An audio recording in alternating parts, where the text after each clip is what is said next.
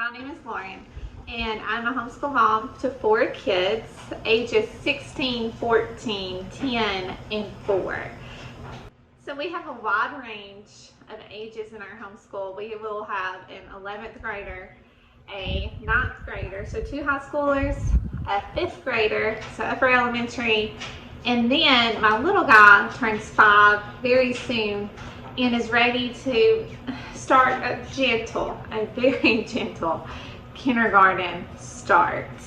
So as we get ready to kick off our homeschool year here in just a few weeks, I thought it may be helpful to share with you 3 things I do to help us have a smooth transition into our homeschool year. So tip number 1 is to train your littles. So during the summer months is a perfect time to try and train your younger children, maybe the ones who aren't quite school age or the ones who are coming into your homeschool the next year. Just use that time to train them in the ways that of your homeschool, your expectations, things they will need to do as a smooth transition. So for my little guy, we haven't stopped doing school for him. He does schoolwork just about every day for 15 minutes, 20 minutes a day to keep him in the routine of doing some sort of schoolwork. Now, I expect him to sit at the table and to sit still during a lesson. That's why his lessons are so short. And not perfectly still. He might wiggle a little, but as long as his concentration is on me and on the lesson and he is showing a little self-control, I think that's perfect. And for a 4-year-old, that is huge. That is huge. So even 5 minutes, 10 minutes of some self-control, sitting still, actually paying attention every day will help develop into a habit of attention, and it will help them focus on their schoolwork when it starts back up in the fall. So for that, we have at our kitchen table where he does his schoolwork, I have a little cushion, and he knows that's his seat, and he knows that's where he is to sit. So I think an assigned place for your little ones where they're used to sitting there and they know that as they're sitting, they're supposed to sit there and listen. I think that has been huge for us. My son has a pretty intense case of ADHD and as well as high-functioning autism. So this has been a huge help for us to help him adjust and to help teach him how to sit still for even a short amount of time. And then we can build on it as it goes, and the time can get a little longer as he gets older. So that is one way. Another way is for his curriculum next year. We are using Little Hearts for His Glory. I will try to remember to link a video, or to link the video, the unboxing that I did for that in the description box below. But for that, he will be going through read-alouds that aren't necessarily picture books. So this was the only thing I was concerned about when I was looking at Little Hearts for His Glory, is if his attention, or if he was ready for more of a chapter book type read aloud. I mean, there's a few little pictures, and these are Beatrix Potter's books. So we do have these books with pictures in them here, and I have read them to him before. So he's familiar with a lot of the stories, and he is familiar with Beatrix Potter's style of writing. So with that, with the familiarity of the author and with some good literature behind us, we read a lot. So let's keep that in mind. I have been reading out of one of the read-alouds that he'll read later on in his school year, just to see if he could sit still and listen and engage and have some sort of comprehension of what it was being read to him.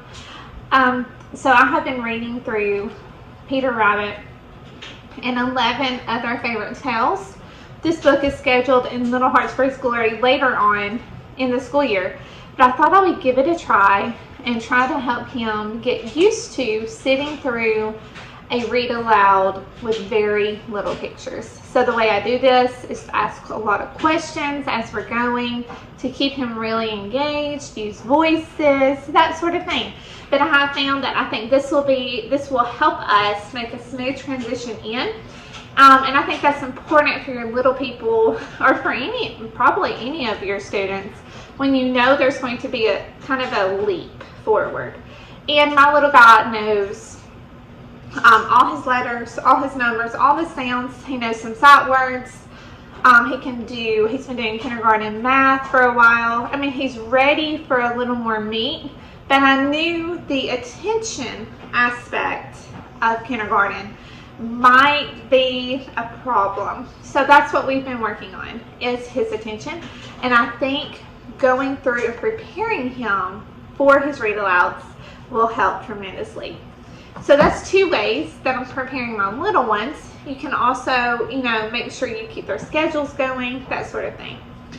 Tip number 2 for an easy back to school transition for me is I have found it very helpful to keep our staple time intact. So what I mean by that is our staple moment of our homeschool is our morning basket, our Bible basket. It's what my children call it, our Bible basket. That's when they come downstairs.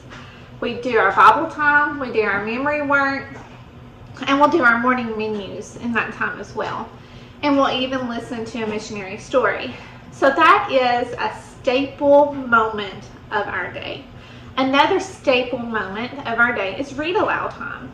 So those 2 times, even though my children aren't doing a formal curriculum right now, even though we're in summer break, those 2 times are very, very important to keep in our daily routine. That way they don't go from no structure and nothing, totally doing nothing, to back into a routine. So I want to keep 2 things, 2 staple areas as part of our routine, even though they're not doing any schoolwork. So that for us, Bible time and read alouds. So we still do read alouds, and we're still doing, for the most part, our Bible time, even though, our schedules can get kind of crazy in the summer and we're gone a lot more than we normally are. But on the days you can, to keep those staple times and those staple areas in place. That helps for a smooth transition for your upcoming school year. And my third and final tip is to keep your schedule and your routine somewhat going. And so all my children have a responsibilities chart that they do, and I got this off of Etsy.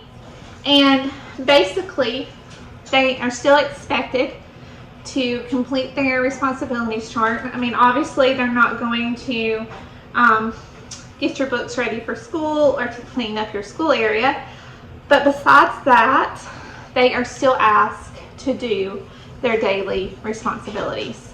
So to keep some sort of normalcy, some sort of routine in place, that way when you get back into the routine of school, they still know they have to do their chores, their responsibilities, and they're still in the routine of getting that done. Because if we let their responsibilities and their chores fall to the wayside in the summertime, then not only are you trying to get them back into the routine of doing schoolwork, we are also trying to get back into the routine of some responsibility, which can be very hard.